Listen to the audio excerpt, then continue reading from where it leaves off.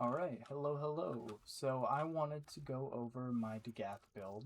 Um, it's something that I was pretty fond of, given that she's very crit focused, and I thoroughly enjoy crits. Ready Um, for action.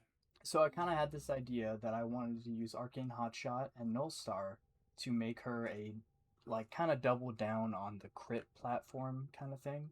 So if you combine Arcane Hotshot, Null Star, and the Augment Neutron Star with, some range, you don't need like positive range. You can even go negative range if it's not like too negative.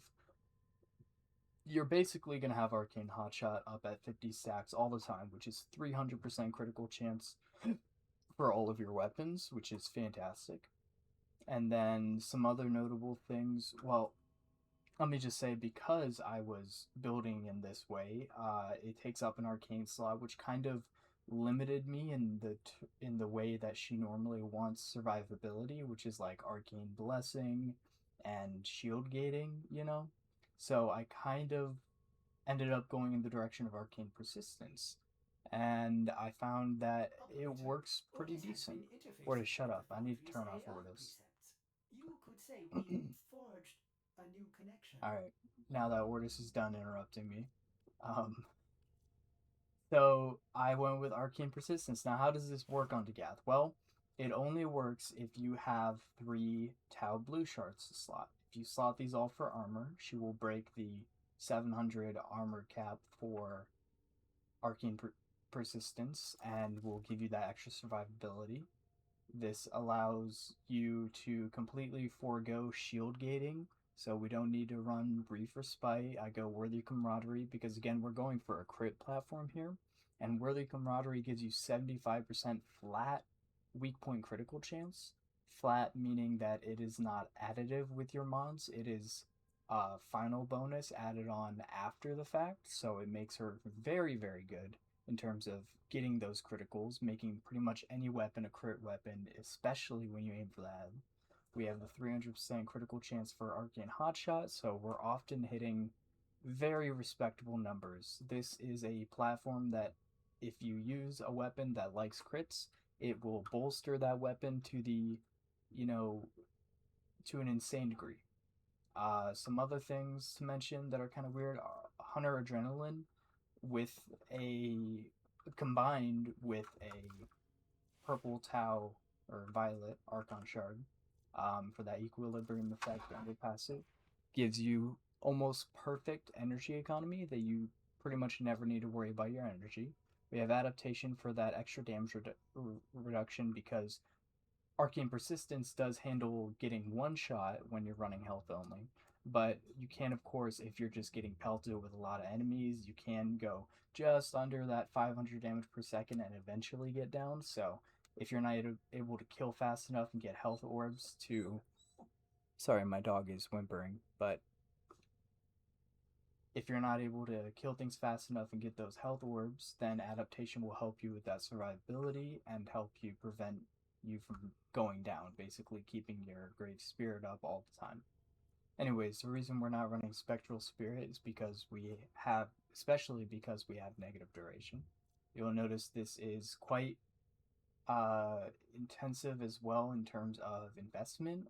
Taking quite a few. I mean, you don't need 12. I have wasted tons of forma, like probably 6 forma, figuring out what I wanted to do with this build. And you don't need Prime Sure-Footed, though it does help you stay alive because you won't get interrupted, you won't get knocked down. Because there's those occasional times where you just keep getting knocked down in Warframe and you take all the damage in the world. But this build is definitely higher investment than you might expect. So I would not recommend this for new players, especially because we're running a triple Umbral set, and that helps out with the stats that Dagath kind of requires to make persistence work well. I'd say without some sort of vitality effect, persistence would not work very well on her. Having our Umbral Vitality with the whole set gives her 1800 health, which gives you 3 seconds of reaction time in terms of when you get damaged. So you can use something like. Where would it be? You can use something like Magus Elevate for a panic. Oh, I need health, and I'm going to refresh my health gate with Arcane Persistence. So you mash 5 or whatever the controller keybind is. Just mash that, and it gets you out of that sticky situation. But yeah, very good for crit weapons. So I'm going to be using Burst on Prime, my Big Iron, which is just Vasto and Karnan. And then, oh, I don't really melee a whole ton, so Furex Wraith is kind of here just for the extra parkour velocity in its incarnate form, but, and I guess melee Korean if you count that. Folk School doesn't matter, use whatever you like. Go Naramon if you're more melee focused, things like that. And then Companion does kind of matter a little bit. I have Toaster here, which is my Panzervolt Phyla, and Companion does help you quite a bit in terms of weapon platforming. It helps you get the Reinforced Bond. Ignore this, we don't need that. We can go pretty much anything else.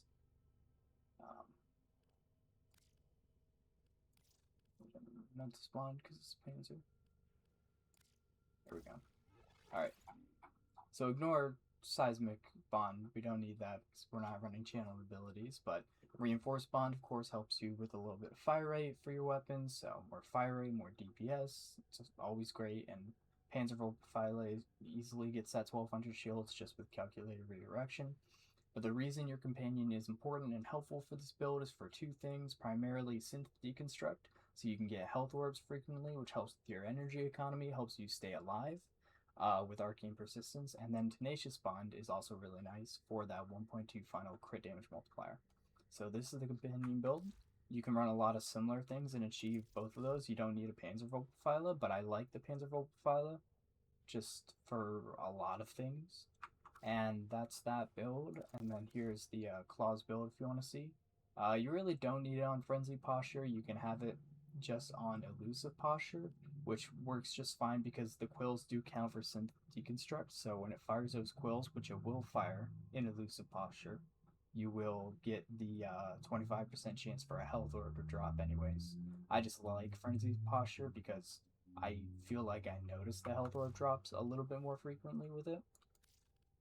But yeah, that is the build, so I'm just going to take it into a Steel Path Survival and do some things and showcase how it is pretty decent.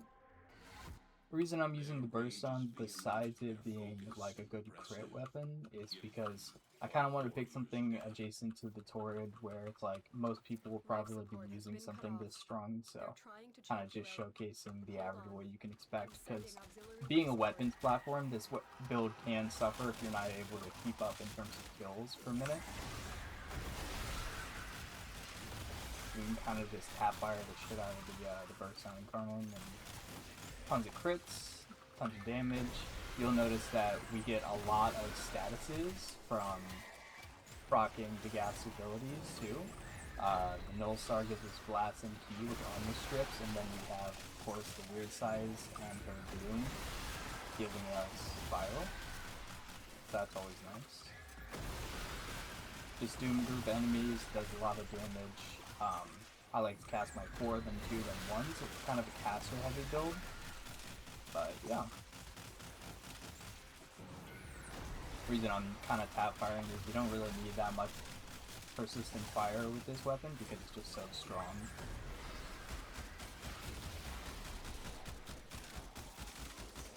Life support on the way.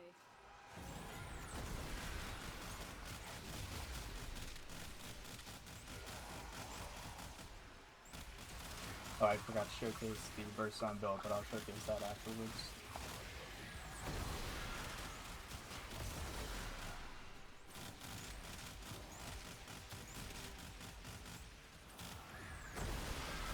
See, we feel plenty safe. We've got the extra chance of staying alive with Grave Spirit active, so if we do get down without Arcane Persistence's assistance, then we will have a second chance to stay alive.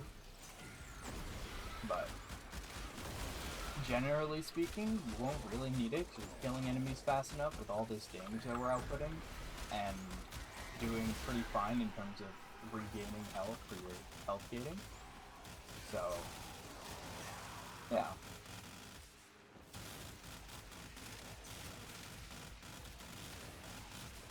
Not the highest KPM because I'm not in a favorable tile set, but I'm just kind of being too lazy to go look for the perfect tile set for the burst on.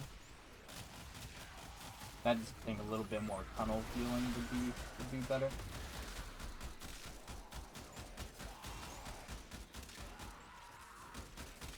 Worst thing about the burst on Incarnate is actually charging it. It does take a second, but it's really not that bad, honestly. There's worse Incarnates out there. Tenno, prepare for life support. You see, we already shred things so fast that when we do apply Doom to an enemy, there's no hope for them. You know, with the statuses and damage we're applying already, a lot of chaff enemies just kind of die like that. So, the extra crit damage is almost not even needed, which is why I didn't go for, like, Blind Rage, because I don't think we need a ton of extra crit damage, but you can, if you feel like you've got some other method of maintaining your energy economy. You want to go without Hunter or Gentleman, switch it out for, you know, Blind Rage. You could go all in on strength.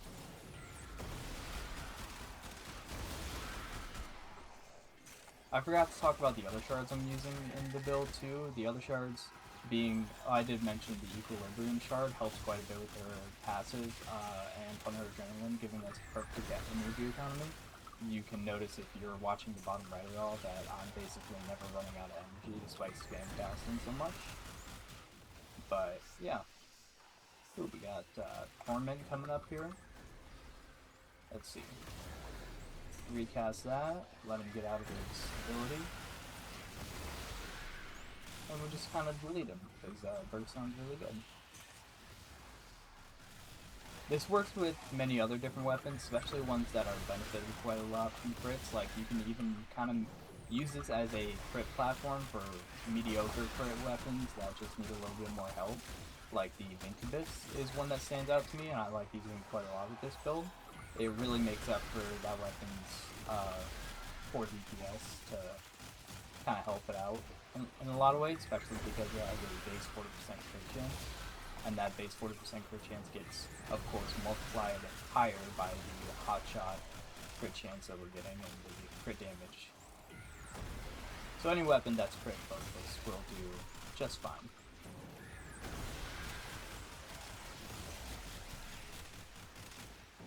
We're just gonna finish the 5 minutes here and then test because I think it's perfectly sufficient. With the KPM and the survivability from persistence, we're not in really any real danger. Of course, like I said, if we got swarmed, we might be a little bit likely to pop Grave Spirit, but we can usually avoid death if you play it right. This will help our cause. I kind of want to showcase, but I don't think I'm gonna need to. Alright, yeah, that's it. We had about, what was that, 120 KPM? It's actually not bad. Not bad, that's above average. That's pretty good. Burst on's just fantastic, you know. Alright, just showcasing the burst on build real quick. This is what I typically use. Pretty straightforward, fire rate and crit. A little bit of heat for those procs, and then primary crux. Yeah, pretty standard stuff. But once again, thanks for watching, and like, comment, subscribe, all those things. So, see ya.